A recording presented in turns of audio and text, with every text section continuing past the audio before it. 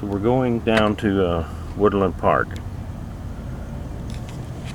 This was an important event in your life, so go ahead and tell me about it, Mom, Dad wanted Dad. to come back down here. This is on our wedding night. All of our friends hijacked us, kidnapped us, whatever you want to call it, and brought us here. Our wedding was all around the Bethel Baptist Church, which is way out. Pardon me. It's way out there.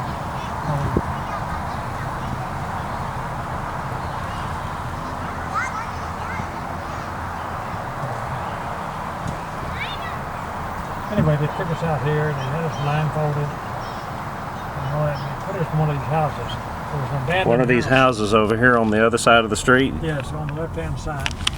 And it was an abandoned house. They'd already found out about the house. Do you know which one it was? Is it? I don't know. Is it still here, maybe? No, I don't think it's still here. I think it's been torn Probably down. not. Most of these houses look new. It was dilapidated then. Uh-huh.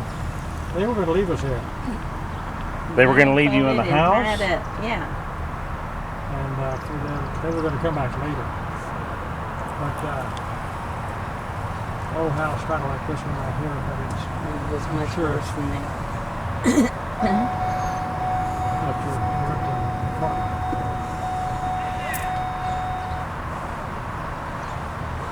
Anyway, So this is Woodland Park, you say? Woodland Park, and we were,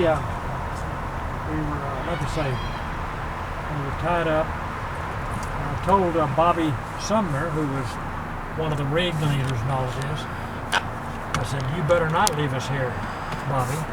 You've got a wedding coming up, and believe me, I've got more wherewithal to get you in big trouble than you got to get me in." And he got to thinking about that. And he decided not to leave us.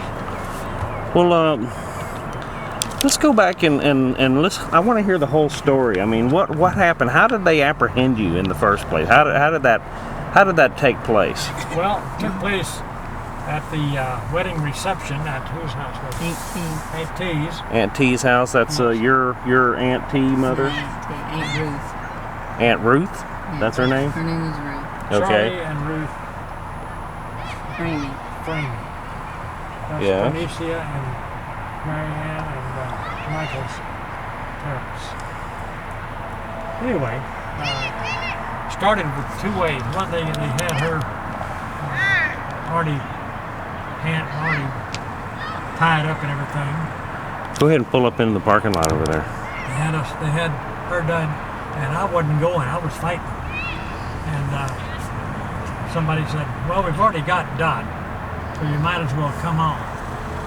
Matter of fact, I ruined the white, the coat that I was married in we ruined it. I mean, because we were fighting. So who are these people? You want to name names? Well, they were Bobby Sumner, Bobby Sumner, and he was Roger Raby. Roger Raby, Mary Hale, Mary Hale, Bonnie Williams, Bonnie Williams. and I don't know, there were probably others was involved. Violet Sugg. Anyway, they were all friends of ours. And I don't know, they kind of broke it off with Dot at that point. Well, Really made Dot mad. I imagine so.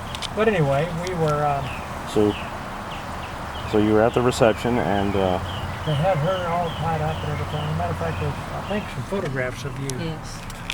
They oh didn't- really? Oh, is that the bondage picture? That Yes. Yes.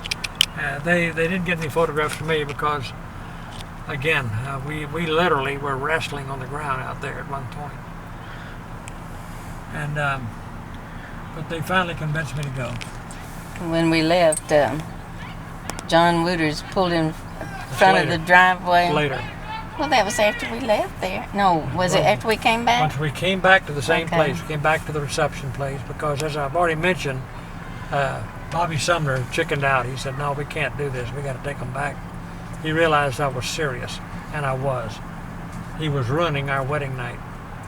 And anyway, so we went back to Aunt T's house, and there's a bunch of laughing, ha ha ha, all that good stuff. Dot wasn't very happy. I wasn't very happy.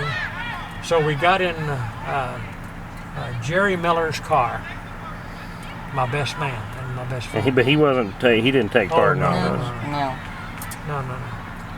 Anyway, and as we were leaving, a whole bunch of cars came out. They were going to follow us. Mm-hmm. And, They thought they were going to still continue their shenanigans. Yeah, and as I was driving out, my brother-in-law, John Wooters, cut him off with his vehicle. I don't remember what it was. I think it was a Safari or something like that. Anyway, It was my brother John. He went through the yard and went through the ditch, and he was going to follow us, and that's where Wooters cut him off. He couldn't get through. I didn't realize that was your brother. It was my brother. Anyway, so we got away. This is Well, when you got back to the reception, I'm assuming you told people what had happened. they were all there. Yeah, we The told culprits were the still with Wooters. us. No, I'm saying, but you weren't just playing nice. You told everybody that you had been abducted. Mm-hmm. Yeah. I don't remember that, but still. Well, how They did knew what John had happened Wooters know? Because John and all these people were at the reception, and they saw us get abducted. Because John Wooters had told us before the wedding that some stories about things that happened to people. He knew that at their weddings that, like, there was some of his friends, they handcuffed the guy and put him on a plane and sent him somewhere. And Well, that's a rich person yeah, prank there. But. yeah, and some other things like that. I put a ball and chain on, got one guy. But it's, these pranks, they seem funny to the people doing them at the time, but they don't understand that when people get married, They want a nice memory. well, Anyway, we've got one, we've got a memory. It wasn't your idea of fun, in other words. so